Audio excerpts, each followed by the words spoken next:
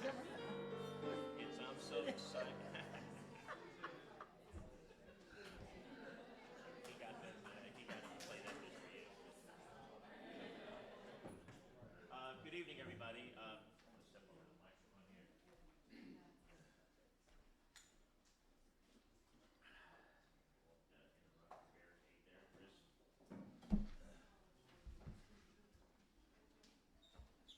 Wow, we're really excited and happy to see everybody coming out tonight. I recognize a lot of you. It's very gratifying.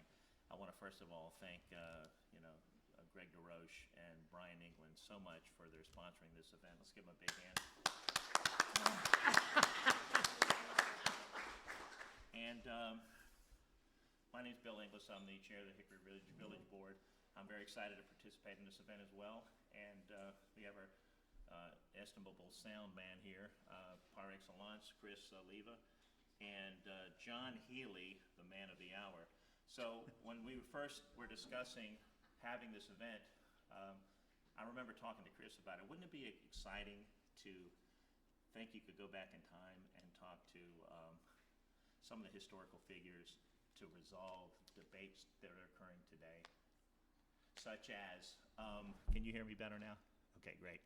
So, for example, go back into historic times and ask Jesus, for example, what exactly were you thinking about with is this a prohibition against eating, is that something against eating pork or fish? Is that something that we last for all time, or can we just jettison that now that shellfish is safe? Wouldn't it be interesting to ask him that? Or closer to present times, wouldn't it be great to ask Thomas Jefferson? Second Amendment, is that well-regulated militia? Does that include individuals, or you really mean it? Wouldn't it be great to go to the horse's mouth and find out exactly what he meant when he wrote the Constitution, him and his associates? And more closer to current times, wouldn't it be great to be able to go back in time and talk to the people who wrote the original Covenants of Columbia, who were side by side with Jim Rouse, wondering exactly what they were thinking, what they were planning? And Chris says, we can do that. There's a man named John Healy. He actually was there. Well, that part's right. So let's have a big hand for John. I can't wait to see what he has to say.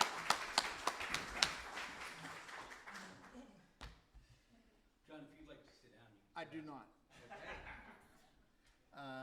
First, I'd like to thank everybody. I'm deadly serious. I'm in my 84th year. Wow. And it is a big treat for me to be able to talk about one of the most, if not the most exciting time of my business career, my professional career, et cetera, et cetera, et cetera. It's nice to go down memory lane and to think of all the good things about the community of Columbia, our passions, our love affairs in regard to what we were doing. And so I thank all of you for giving me the opportunity to prattle on like all good Irish people can do. Sometimes we make things up just, to keep the story going. Today I'm going to break things down into three segments. One is a profile. I know why I'm here. I just told you why I'm here. It wouldn't matter whether you listen to me or you don't. Just the mere fact I can go on about my love affair for the community of Columbia and what we did. But I'll give you a little profile so you can have some benchmarks, because you all have your reasons why you're here. But who is this guy? Why should I even pay attention to him or listen to him? Or hopefully I'll hear something that makes sense, or I may hear something I don't like or I don't agree with. So I'll give you a quick profile, quick. The second thing we'll do is the chronological phasing from the genesis of our community, which was in, I'm going to say, the mid-50s thereabouts, to 1965, when we closed on the 15,000 acres and began being operational and doing what we were going to do. And then the next phase would be the phase when I was here chronologically, 65, let's say, I just used a benchmark in 1975. After 1975, I only know what I've been told over the years as to what's going on in Columbia. I can also, and have made some of my own empirical observations as to what has happened to the project. But it's an uneducated observation in part. And then the last segment will be the phasing of the developmental, operational components of what we did, which I suspect is going to be probably the subject matter that most of you are interested in. Now, the chronological phasing will be kind of folksy, telling a story. So that's that. But when we get to the developmental one, that's when Mrs. Healy's son, Johnny, okay, that works. And Jim says to him, we don't want to be a city. We don't want to be a city. We don't want to have anything to do with legislatures or executives or judiciaries or police departments and fire departments and boards of education. No, we are a community and we will live under the rules of Howard County, whatever those rules may be. Okay, you know, what's the problem? I don't have to, I'm a Howard County, I got governance. We don't want any governance. Well, they're not all that short. The commissioners, they said, well, Jim, what do you want? What do you want? Well, there is something that we want. What we want is what we call Newtown zoning. Now, all the uses contained in Newtown zoning are the same uses contained in Howard County zoning classifications. Well, it's the same thing. And we're prepared to live by whatever those uses may or may not be, whatever the criteria may be that changes.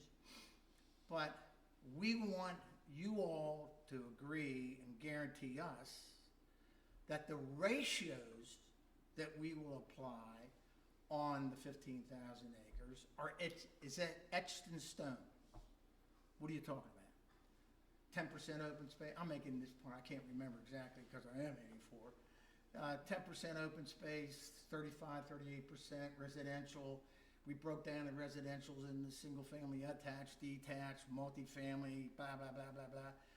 And so much commercial, retail, R&D, go on you go, and on you go, and on you go. And then, of course, a whole segment for public facilities, hospital, college, high school, middle school, elementary school, libraries, and all the rest of that kind of stuff. And we want you to guarantee us that we can have those ratios etched in stone. No problem. The second thing we want is we want fluidity. What are you talking about? Well, this is a comprehensive go we're going to do. So let's just take Town Center. We're going to be simultaneously doing the Exhibit Center, Teachers Building, American City Building, doing the LPP for the sections. We're going to be doing all that before we improve it all the way out. The lake. We've got a lot going on simultaneously. And the bureaucracy of public hearings and all the rest of that kind of stuff is going to slow us down. And we are bipolar. What do you mean you're bipolar? Well, on the one hand, we're long distance runners. Our project is 20, 25, 30 years to get to our objectives. But on the other hand, we're sprinters, 100-yard dash people. We want to get things done. We want to get things done now, blah, blah, blah, blah, blah, and we want to do it in a multiple phasing kind of a way. So what we'd like you to do is kind of marry up with us in a de facto joint venture where your planners and subdivision people will work with our planners on a current basis, and by current I'm talking about daily, weekly, whatever, as we move the process along, getting the approvals as we go down the road. Well, the planning people down in Howard County at that time, they thought they died and went to heaven. Because all of a sudden, here comes this exciting planning opportunity that they're going to be a part of compared to just doing plain old, plain vanilla subdivisions and blah, blah, blah, and blah, blah, blah, and like that. And while I was there, it worked perfectly. I mean, as far as we were concerned, worked perfectly. So Howard County, through the county commissioners and whatnot, said, you got a deal. We're the governing group. You're a community of Columbia. You're not a city. We like what you're saying. You're going to live by our zoning classifications. You're going to live by our subdivision regulations, however they mutate, change, or whatever over the next 20, 25 years. Sigh of relief. They leave. They go back. And then they go behind closed doors with their lawyers. And then we get to the point of how can we make sure that the political winds of the county and zoning, they don't change on us. And if they do change on us, we're really vulnerable because we got a 25-year project. And if they start changing our new town zoning, well, if we're 25% through the project, we got troubles in River City. And we can't let that happen. Now, how do we know that we're that vulnerable? And this will get to the second part when we get into the development stage. But all zoning, as determined by the Supreme Court of the United States in the Euclid case going back to the 20s or whatever it was, all zoning is nothing but regulatory.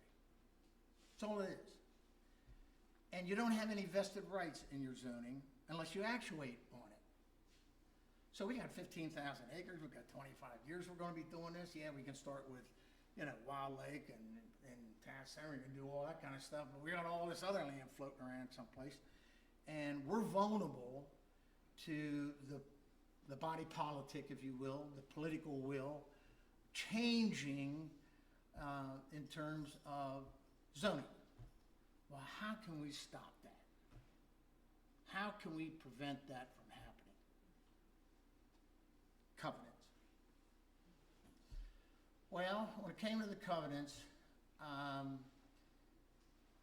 believe me, I want to tell you, I'm pontificating now. No polemics. Since 1066 in the Magna Carta, covenants have evolved all through common law. Maryland is a common law state. In fact, all the states in the United States are common law states other than Louisiana. That's a positive law state because it came from France. Go figure. So, common law state. And then we evolved Constitution of the United States, Constitution of the State of Maryland, blah, blah, blah. Court cases, rules, regulations, and as you get down the line.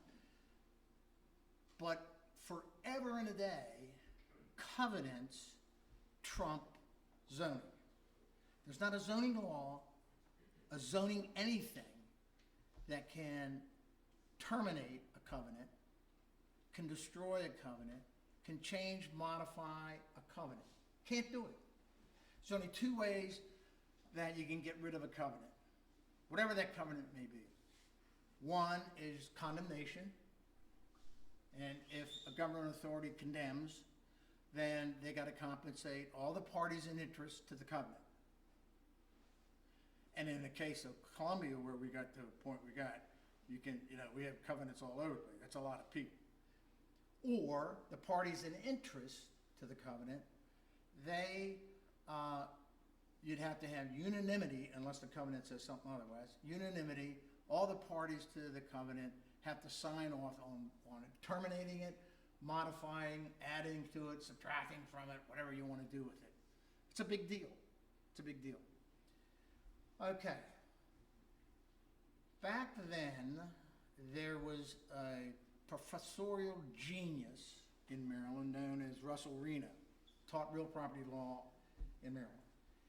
And everybody in the state of Maryland, judges, lawyers, whoever, if they had any confusion about anything that had to do with real property, you go to Professor Reno. And Professor Reno, talk about pontificating, I had him for 3 semesters, future interest, statute, the rule again perfect, on and on you go. When you went into his class, he did not use the Socratic method. He lectured, and he began, and he lectured on like a 50 caliber machine gun. And you gotta be taking notes as fast as your little hands can be going down, and everything was a pearl. Everything was a pearl, and you better get it down, given the examinations, and you only got one examination at the end of the semester, pass, fail, otherwise you're in trouble in River City. And all the judges and lawyers, and seriously, if they had an ambiguity about what to do, they all, went down to the law school and paid homage, and Professor Reno would solve their problems, whatever that might be. Okay. What Professor Reno did was cobble together existing real property principles in relationship to covenants. And those real property principles have been around for years and years and years, but they never have been joined as a general proposition. And out of all that came the notion, the legal notion, of what we lawyers, real property guys, called a negative reciprocal servitude. That's a mouthful. And simply put, the examples would be if you own Blackacre, we lawyers talk Blackacre, Whiteacre, Greenacre. So if you own Blackacre, you own it in fee simple and you don't have any problems. So what's a servitude? So let's say I own Blackacre and I want to build a house on it. I can choose either by lighting the house at night with candles or calling BG&E on the phone saying I want some electricity. BG&E says, fine, I'll give you electricity, but I gotta have an easement to come onto the property from the public road to your house in order to install all this stuff. That's a servitude. I grant the easement, that's a servitude. Well, my next door neighbor, Fred's a common name in my facility, Fred, he owns Whiteacre and we're contiguous and we get along and he wants to build a house, and so I say to Fred, hey Fred, instead of us each spending $5,000 for a driveway, why don't we get together and we'll have a joint driveway? Half of it on your property, half of it on my property, and we'll share capital costs and maintenance fees and all the rest of it. Okay, that's a deal. That's a reciprocal servitude. Now we get to the real cutesy part, if you will. Negative. And the irony of a negative reciprocal servitude, everyone would think those are burdens, those are negatives on your piece of property, your kingdom, your fiefdom, your Blackacre. But the irony is, economically, the more you do that kind of stuff, the more valuable your piece of property is because, how much is a house with candlelight versus a house with electricity? With candlelight, it's worth $1. With electricity, it's worth $1.25. And on you go, and on you go, and on you go. Water, sewer, blah, blah, blah, blah, blah. The negative part of the negative reciprocal servitude was we're going to give rights to third parties who have no ownership interest in Blackacre or Whiteacre or anything else. Well, what are you talking about? Talking about the covenants. And those third-party people that have these rights, they're going to tell you what you can do and you can't do with Blackacre. And they have the right to do that. Interesting. Lay people converted the negative reciprocal servitude, which is a mouthful, to what they affectionately call scheme of development. It's an integrity, it's a whole. Think Rembrandt, think Van Gogh. Think what we were doing was we had a canvas and we were going to paint on that canvas and there was going to be all kinds of elements on that canvas and it was going to be a comprehensive, integrated whole. And we were going to tie it all together and protect our new town zoning ratios. Ratios are the issue, not zoning classifications. The ratios were the issue. We're going to protect all that because we're going to lumber all 15,000 acres with negative reciprocal servitude covenants. And the day we close on 15,000 acres, we immediately put on the CA lien, all 15,000 acres. And we followed that with an en blanc easement for the Baltimore Gas and Electric Company on all 15,000 acres. And then we came down layering covenants, village covenants, neighborhood covenants, townhouse covenants, condominium, call it whatever you want. We kept layering down these comprehensive covenants that applied to every inch of land in the 15,000 acres. We called those things horizontal covenants. So the lawyers thought, oh yeah, we did it. We know what we're doing. Well, the planners at HRD said, time out. We're not finished here with these covenants. What's your problem? Well, the problem is, under the Howard County zoning classifications, most of those classifications had multiple uses you could do. So let's just stick with the commercial, and I'll use a building that I bought, a piece of dirt I bought in 1985. And the planner said, and this is critically important in terms of the integrity and the glue to what we were about. The planner said, we're going to have 100,000 people, give or take, 125. We're going to have so much retail, so much blah, blah, blah, blah, blah.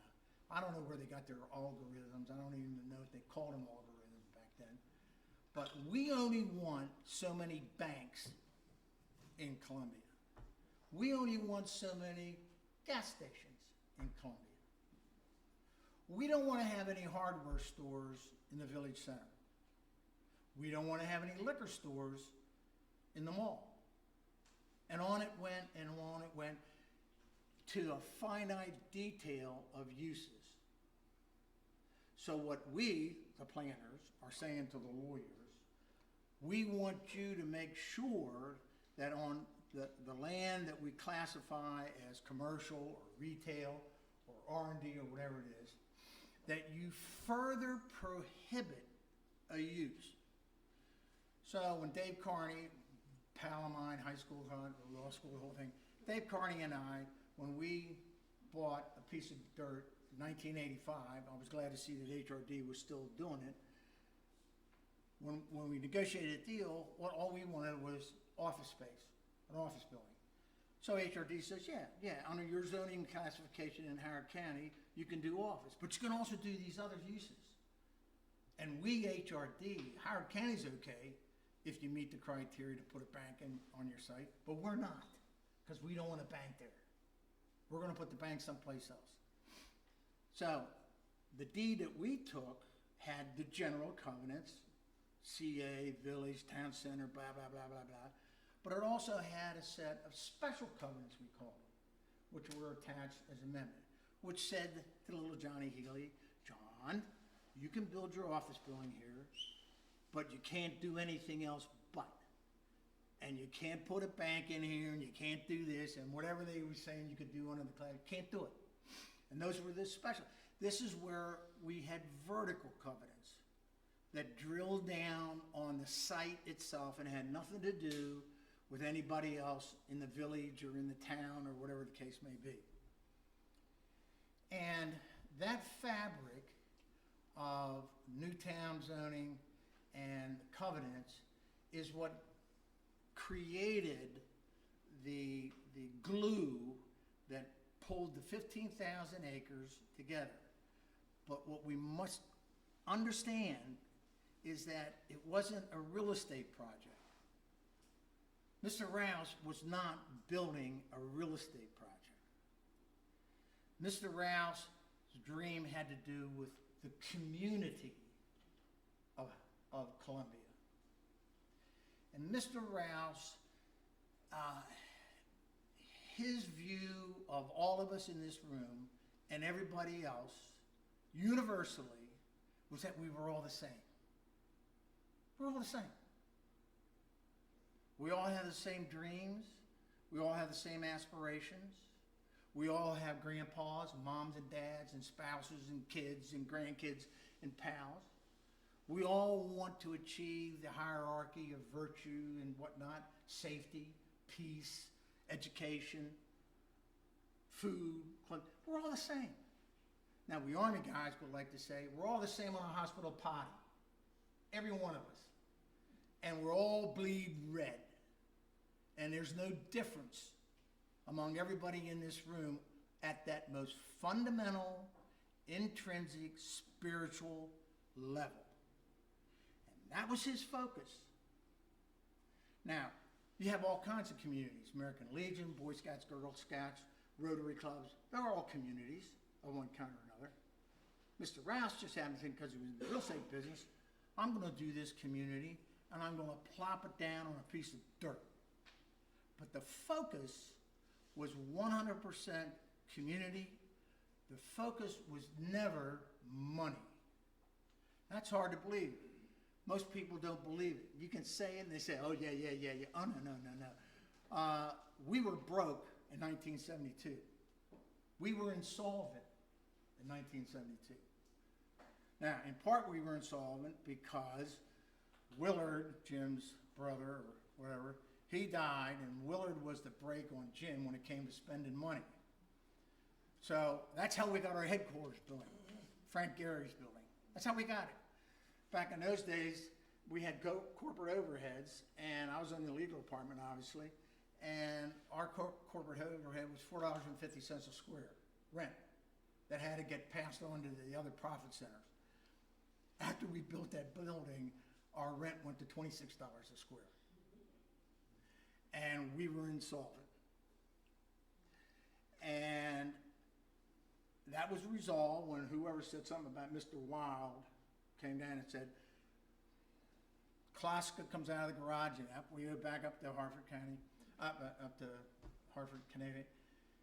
Okay, what are we going to do? Well, that's the point in time where Matt DeVito was elevated from general counsel to president of TRC, et cetera, et cetera, et cetera. And when Mr. Rouse went over to his foundation for the poor and all the rest of it, I can't even remember the name. Now, Matt, I know intimately. Matt, but for Matt DeVito, the Rouse Company and HRD would not have survived. That's simple. But for Matt DeVito. Changed the culture. Became a real estate guy. Was a real estate guy. He was never committed to the culture of Columbia and the community of Columbia. That's the bad news.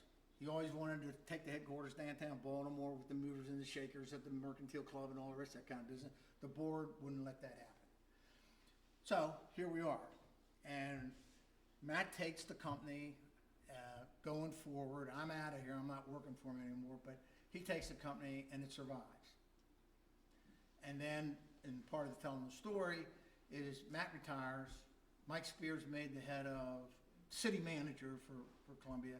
Mike Spears dies in an airplane accident up in Boston. Board calls Matt. I'm simplifying all this because there's obviously more to all these details. You can't do all this in an hour. But board calls Matt. Matt, would you come on back? Matt says, yeah, I'll come back, but I'm only doing it one time. You're not going to keep calling me like I'm a yo-yo. And back in those days, the financing on the Rouse Company and HRD and what was all getting reset, and it would be ready set for going through. So Matt says, "I'll come back on one condition: we sell TRC and we sell HRD." And the rest is history. And that's what happened. And here we are, and here we are, and here we are. So that's how that whole dynamic of the ratios and the fluidity and all the rest of it. But there is a first principle. The community of Columbia had one first principle. It was our spiritus animus, and I'm deadly serious by the use of these words. It was our raison d'etre. All issues were reconciled on this first principle. And the taproot of that first principle was manifested by the people tree. We were about people. We weren't about making dough. We were about people. And anyone who's been around as long as I have been, they will absolutely testify about what an electric period of time it was back in those days. It was spectacular. It was sparkling. It was energetic. It was Haight-Ashbury, Woodstock, Camelot from the Kent. It was all of that, and it all played in, and we were a part of that little boys band. Only we were doing it on a piece of dirt. That was our gig, instead of being up, doing whatever. And his marching orders and all reconciliations of conflict was guided by the people tree. Now, what do I mean by that? HRD, we were a big outfit, a lot of people. And normally developers will outsource their disciplines. So think about an orchestra. You got fiddle players, you got strings, you got, horns, you got tempo, whatever you all got. You got all these different people playing their part, but you need a conductor. And internal to HRD, you had the bean counters. And I believe the bean counters, they needed therapy. Those poor guys, they had more spreadsheets you can shake a stick at. That whole wall would be lined up with spreadsheets, mutations of every project, the public roads, whatever we were building and doing, and they would have to manipulate those numbers all the time as they got feedback from all the various sources internal. And they're just, And then we had engineers and construction people. And engineers, God bless them, as far as they were concerned, their idea of doing anything is paving. And you can take to the bank, those guys would fight with the planners and the architects inside HRD all the time. The planners wanted serpentine streets. The engineers wanted a cookie cutter, bang, grid it. If you do it my way, it'll only cost you $1. If you do it Wanamaker's way of a serpentine street, it's going to cost you $2.25. Cost. So when I say money was not our issue. Then you had the peddlers, the guys that had to sell this stuff, had to sell it. Then you had the planners and the architects. They were writing on clean blackboards, whatever they wanted to do. And then you had us, and we were the guys that were always saying no. What part of no do you not understand? You can't do what you want to do because there's a cemetery there. You can't put the village green in Wild Lake over that cemetery. It won't work. Oh. So there was always these conflicts. And if I had a penny for every time doors were slammed and files were thrown down, conference tables, and people wouldn't talk to each other of their various different disciplines, I'd be a millionaire. But one thing I can tell you is for sure, all conflict was resolved by the people tree. At the end of the day, we'd put our baseball caps on and we would think people. And we would think, well, I want to be in the Village Green Strip Center. What do I want as a person? What is my expectation as a small businessman? What is my expectation as a homeowner in here or there or the next time? And on you go and on you go. And whenever we started thinking like we were buying into Columbia, or we were going to own a residential house, or we were going to own an office building, our whole perspective would shift in terms of the resolution of whatever the immediate problem was on an operational basis that we were dealing with. So this taproot of the people tree, it's one of the reasons why we didn't have any churches. Typically, the size of us ought to have a Catholic church on one corner of an intersection, a Protestant church on the other one, a mosque or a synagogue on the other one. No. Mr. Rouse, spiritual individual that he is, says, all these folks believe in God. Let them get together. We got the interfaith centers. Surprising how it seems to have worked out. At least it worked out when I was around here. Fred talks to Bob talks to Sally talks, and they're on, next thing you know, they gotta work out their schedules, next thing you know, well, do you have a hymnal? Yeah, I can take this one, what about that? No. Next thing you know, everyone's getting along, and they're all praying to God, their God, and, whatever the case may be. Brilliant on Mr. Rouse's part, because he believed we were all the same, and he wanted to do everything he could to nurture that sameness, that spirituality in the human being on the highest of levels in the hierarchy of virtues and values and all the rest of it. That people tree was everything for us. It was our North Star. It was the lighthouse if you're coming in from the North Atlantic. It drove everything and everybody in HRD. And my testimony would be all the people that were living in Columbia and working in Columbia, they followed the people tree. For those of you that weren't there when this was all going down, it was magical. And everyone bought into what the process was that we were doing. So,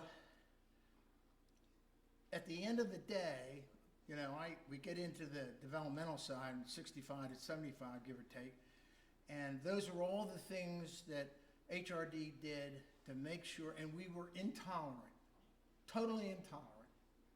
There was no wiggle room. We didn't compromise. You either took the covenants the way, we don't care where they come in and build a house here. You don't understand. If you want to come here, you got to do it our way. You may think there's freedom, but we're as socialistic as you can get. And this is from a conservative. You're going to do it. And if I had one conversation with lawyers on the other side who represented me, say, Counselor, I'm not going to insult you by saying you're misreading the covenants and the contract of sale. I ain't going to tell you. You're reading it correctly. You need to tell your client that if he's coming to Columbia, he may think he owns that piece of dirt, but he doesn't own that piece of dirt. We're going to tell him what to do, when to do it. We're going to tell him whether he's going to have hawthorn trees or oak trees or tulip trees or where the bushes are going to be. And if you want to have a purple door, you're not going to get a purple door on your front door. And on it goes, and the siding, and all you go, and all you go. So when folks came into the exhibit center, everyday folks, residential folks come in, the people in the exhibit center say, here it is. Here's Columbia. And they said, we guarantee you, we rep and warrant to you that 25 years from now, it's going to look like that. That's what you're getting. You're getting open space, you're getting the pathway system, you're getting all the rest of it. That's the way it's going to look. So when Gregory and Leanne came down to the exhibit center, let's say I'm making this part up, Gregory says, well, okay, we like what you're doing, but I want to live here, and my cousin, he's a builder, so he can build my house.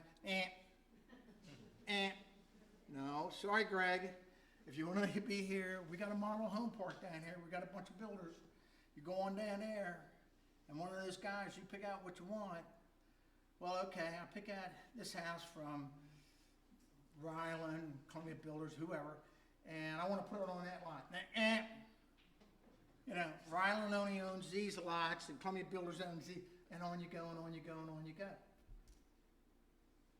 It was all designed painstakingly by the planners of HRD that it all would look the way it looked.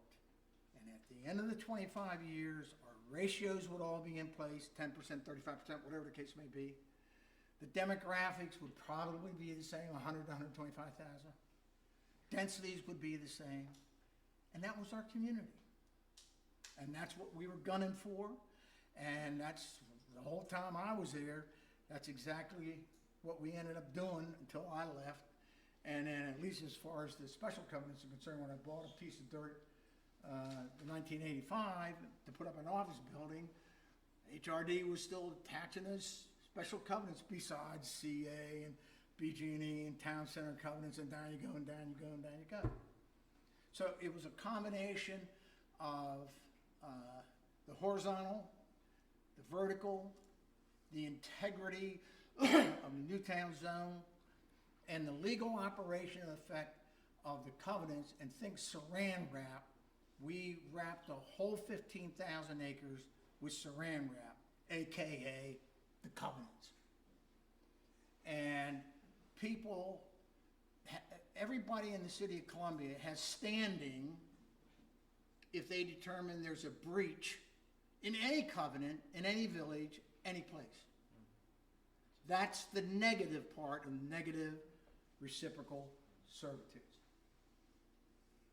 And I'll take questions when I'm finished here, but wait a minute.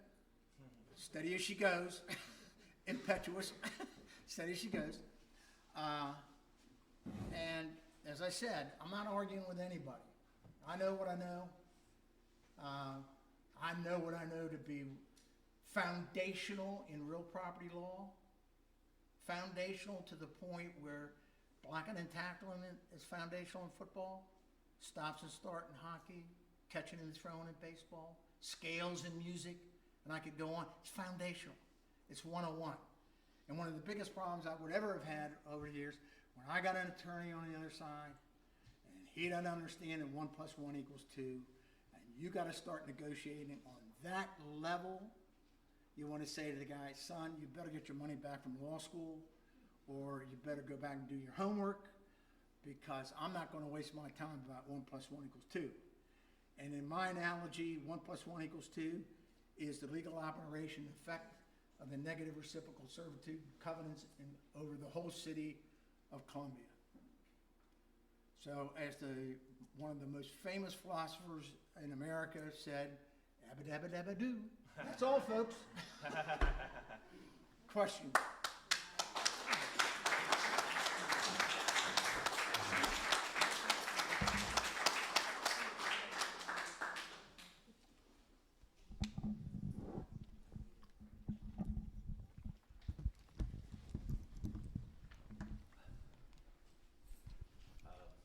I'll go ahead and select people from the audience, John, unless you have a preference. No. Okay, anybody have a question for John? I got a couple. Well, Bill. This lady, Bill, why don't you come over here Okay, sure. and use this microphone and then hand it the microphone to got it. That makes sense. Thanks. I saw your hand up quite some time ago, ma'am. So please. First, thank you for a wonderful talk, and I'm glad to see everyone here. Hello. If I could make my question one word, out parcels, but that has so much to it. When did it become clear that some farmers were not going to sell their land, and how did that work out? Oh. Decision how to work around them or with them or against them? Over to you. I can give you an oblique. In the Army, we call it oblique. Civilians call it oblique. I can give you an oblique. All right. Think of the invasion of Normandy. The folks on down at Piper Marbury somehow pulled together guys like Jimmy Moxley, and it was a full court press. It was stealth. By stealth, they hit the county where the 15,000 acres that they had identified. I'm going to say simultaneously, because in real terms, time-wise, I think it was like a year and a half, and they all hit it at the same time and got all the commitments from the various different people, presumably not knowing what was afoot. I don't know. You'd have to, well, Jimmy's gone. You have to talk to his son who's down at security, and maybe he's got some back music. And that's the other thing. I'm not the only guy. I mean, all the lawyers are still alive that work there other than Tom Garland. I mean, I know the planners that are alive. I know the peddlers that are still alive that are around. I know home builders that are still alive. If for some reason, in terms of the telling of the story, not the legal side, but I know you could interview all of them. And they will, and then if you could interview the Ruth Keatons of the world and the Maggie Browns of the world, and on you go and on, all the folks that were community people and orchestra, I mean, they'll all tell you the same story. And their oral history may be a little bit differentiated than mine, but it's going to be the same thing. It was fabulous. Thank you. Yes, sir. Would you mind standing up next to John? So we're live streaming this, and it'll help with the moment of the camp. Can I give you a hand? There you go. Okay, thank you. I've understood, I think, most of the basic concepts that you were talking about, but I didn't understand, if I live in Columbia, if I live in Wild Lake, I have the Wild Lake covenants. Correct. Someone else lives in Hickory Ridge, Correct. where we are now. And you're telling me that as a Wild Lake resident in Columbia, I have standing Correct. in dealing with this parcel of Correct. property right here. That's correct. Because why? Why? Whatever you're talking about and you're referring, if what is being proposed is a breach of the ratios and the densities and all the things that were a part of Newtown zoning, then the legal operation and effect of the scheme of development and all the covenants is, yes, you're absolutely right. If you're a resident of the village of Wild Lake and somebody's doing something in Hickory Ridge or wherever the case may be, and you can prove evidentiary that it's in violation of Newtown zoning and the covenants, yeah, you got standing. But where the mistake has been made, so I've been told by Mr. What's your name again? The Roches. The Roches, is what little I know, and I only know what I'm being told, and I don't believe anything I'm being told. And if I trust the source, then I'll trust the source, but I always verify. But what little I know is whatever's going on in Hickory Ridge or any place else around here, it's all in the context of the zoning sandbox. Yes. And that's masturbation. It's in the wrong place. It's an absolute wrong place, because the zoning dynamic cannot trump the covenants. If there's real bona fide issues that involve Newtown zoning and the covenants, the proper place to resolve that is in the Circuit Court of Howard County. And it's like going to moot court as lawyers, in moot court. The facts are obvious. So it's not a fact problem, it's a legal argument. What trumps what? Can a zoning classification change in Howard County through its zoning county council or county zoning board?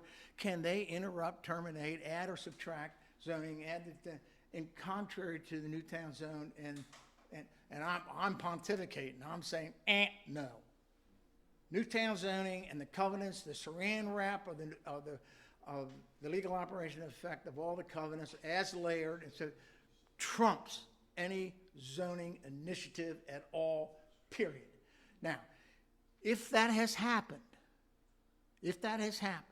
since we left, went on about the way, in fairness to the people on the county council, the zoning board, CA, village boards, who's the Howard Hughes and everything, in fairness to them, everything inside me, and now I'm speculating, says they all got bad legal advice. If they got good legal advice and they ignored it, what I'm saying, shame on them. But they're not lawyers, and 90% of the lawyers don't even know what I'm talking about. And of the real property lawyers, I guarantee you 50% of the 10% don't know what I'm talking about. But the answer is that zoning can't do it, and it's a legal issue. It's not a zoning issue. It's a legal issue, and it belongs in the circuit court. Take it up to the Court of Appeals, and I put down $100,000 to the Court of Appeals. The highest court in the state of Maryland is going to say, covenants trump zoning. And you got to keep in mind, one of the reasons why that is so is we had a 25-year project, 30-year project, 100,000 people, 125,000 people. We had to make sure that we were not vulnerable to the body politic changing the zoning on us. And the only way we can make sure that happened was what we did. Thank you. I have a question for you, John, if I may. Thank you so much. It was an amazing, I'm not just saying that, I loved it. Before you say something, I was asked some time ago, do I have an agenda? Yeah, I got an agenda. My agenda is my passion and my love affair for Mr. Rouse. My passion and my love affair for all the people I worked with in HRD, advancing the people tree. Passion and a love affair of all the civilians that were a part of our community back then. It's a community. It's not a subdivision. It's a community. It's not anything other piece of dirt. No, it's a community. It's who we are in all of our universality. The same. That's, Well, for some of us, Please come on up. Please come on up here, Karen. for some of us who moved here in August of 1967, that's what brought us. We felt the passion and moved from Towson and couldn't have been happier to be a part of Our this new community. town, this community, and it truly was a community. yeah, Yeah. no, Thank you so much for a wonderful talk. it is a love affair. And it's an exhilarating life. It just wasn't a real estate deal based upon money. So here's the question I had for you. You mentioned the spirituality behind Jim Rouse, and over Yes. and over again, I felt that the presence was in this room tonight, and I felt that spirituality was what gave him the ability to convince Fred in that car. Amen. And a lot of people will be cynical about the aspect of, oh yeah, it's always about the money, and Yes. cynical people are typically right, but when they're wrong, they missed out on the best part of life, don't they? Yeah. And here's the question I have for you. We have people currently trying to change our community. You see, I believe the maximum zoning at the time, like you were saying, certain sections, there were classifications, and we're going to have residential, commercial zoning, residential, no more than 14 condos per acre, et cetera. There are people trying to crayon Donald Duck on the Mona Lisa and calling themselves the Da Vinci Project. And here's the question I have for you. How does that spirituality get affected when you see these wholesale changes happening to what I thought was carved in stone covenants? Well, John, would you give the microphone? my response to that would be one person to another person. Our culture has so dramatically changed from, and I'll be simplifying it, God-fearing to secular. And once you move off of spirituality and the other, now see, my mom and dad drug me up about the other. My Jesuit education was about the other. If I had one Jesuit tell me, I'm not teaching you physics so that you can make them a lot of money. I'm teaching you physics so that you use it for the good of people, other people, that you advance that. I mean, that's the other. That's how we got drug up. I'm assuming Mr. Rouse, with his mom and dad, same thing. But when the sea change begins and you start walking away from that and you get into me, now, wow, in the moment, and you can't think out about, for one of a better word, common good and all the others, you start losing it. And then you start rationalizing it. Yeah. And then you start justifying why you did what you do. And we're a mercantile society. I mean, we've gotten to a point, I think, that it's relativity, secularism, what all the buzzwords you want to eat of that. But I'm an old dog. I got raised differently. Yes, Mom. No, Mom. Yes, Mom. You know. Glad you're here, Jeremy. Yeah, of course. Hey, John. Yes. Thank you so much for being here. I'm Jeremy Domu. I sit with Bill on the Hickory Ridge Village Board. I write a blog basically documenting how Columbia is changing. My question for you is this. So I read a profile in, I think, Smithsonian Magazine about Jim Rouse, and the quote that stuck out to me in that article is he said something to the effect of, Columbia will never be finished, right? It will always be in a process of change, and he wants all the people who come to call Columbia home to be part of that change, right? And And the answer's no. and as demographics change and as consumer preferences change, how do you think Rouse and how do you think you would, invite that change in Columbia and in the way that? Woods, and I can tell you, Mr. Rouse is spinning in his grave. Mhm.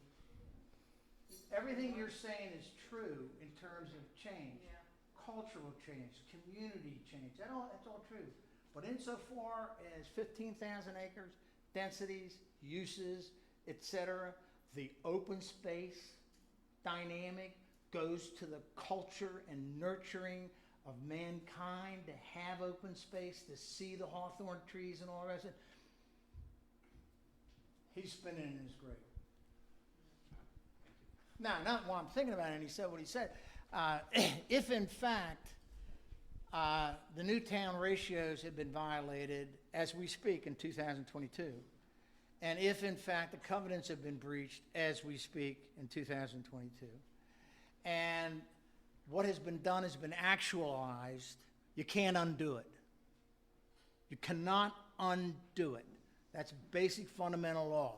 If I did what I did, and I did it, under Howard County zoning or whatever the county council did or the zoning board did and all the rest of it, even though that was all wrong, I'm being simplified, doesn't matter. I got my building, I got it up, it's in violation of, doesn't matter, it's been built. You're never going to be able to get a court to say you can tear it down.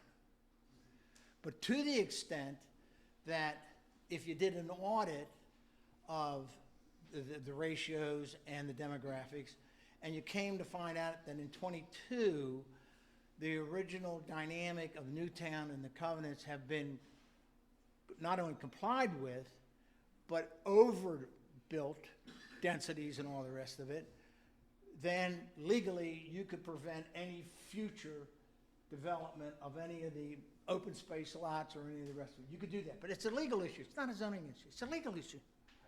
It's a legal issue. And if the Court of Appeals would come back and say, Healy, you're wrong, you got it wrong, zoning trumps covenants, well, then you know what the rules of the road are. But all this, what I call it masturbation, all this zoning, all this back and forth stuff, apparently it's been going on, it's a waste of time and energy, as far as I'm concerned. Thank you so much for that answer, and thank you for the question, Jeremy. Any other, Greg, you want to come on up? Just an observation for you to comment on. If Mr. Rouse had in any way, manner, shape, or form anticipated changes to the physical character of Columbia as the burgeoning cities of Baltimore, Washington, expanded outward, why would he and why would you all have gone to the extent and all the effort and work to embed the covenants with the land and have them run in perpetuity? Well, to me, Greg, I don't believe, unless he was, Alzheimer's, dementia, or whatever, he started, taking dope or whatever. That man was as pure, from my experience and what I knew of him and knowing him and watching Mr. Rouse walk across the parking lot with his 500-year-old valise, saying hi to everyone, driving his 6-cylinder or whatever Chevrolet. He was just a Joe, an everyday guy that was brilliant and creative and spiritual, but he was just a Joe. He talked to anybody. He was approachable. But it was about the people. It, like that lady said when she came in 1967, went to the exhibit center and whatever, fell in love with the concept. And we guaranteed her through our covenants, through our deeds, through everything else like that, that we told you that the hospital's going to be there, that hospital's going to be there. It ain't going to be someplace else. And the college, community college's going to be there. And the high school's and down, and the open space in Symphony Woods, it's going to be there. See, I can get kind of angry with all this. I can get all, I'm passionate. I'm loving life now. We're running a little bit late, though. I mean, should we probably take one more question, and then we're going to have to let everybody get on and vacate the center. This lady here has had her hand up for a while. Please. I'm saying this or asking this as a covenant advisor for one of the villages. Okay. If, to use your example, the 15,000 acres is wrapped in saran wrap, Yep. why do the 10 villages have different rules and regulations? The covenants are not the same across the board. They don't have to be in terms of each of the line items or anything else like that. What I'm talking about is the macro area of the developer, what scheme of development. What was the plan of the developer in doing what he did? It was to have a comprehensive saran wrap. The covenants on a village-by-village basis can change, can mutate. But one of the things, back to what I was talking about, you got to get everybody to sign off. In the early days when I was there, when we were going to put the Oakland Mills covenants on, there was a conflict, I can't remember what it was, in the proposed Oakland Mills to the Wild Lake. And what did we have to do? We had to go back to every owner of every piece of property in Wild Lake and their lenders. Why the lenders? Because we're a title state, we're not a lien state. We had to go back to every one of them and get their consent to the change. And we hired, I don't know, 100 people, and they all went out and knocked on doors, and we got it all. And it's all down in the land records of Howard County. But it doesn't have to be exactly the same in the minutia per se. It's what it all looks like in the whole 9 yards. That was fascinating. Let's have a big hand. All right, guys. And I'm sure, I know I could stay here much longer, but out of respect for your time and everybody else's, we'll need to vacate the center. We didn't charge an admission tonight, so we are collecting funds for a scholarship that Hickory Ridge is giving to worthy students in the area. So you can see the lady at the desk out the door if you care to make a donation. And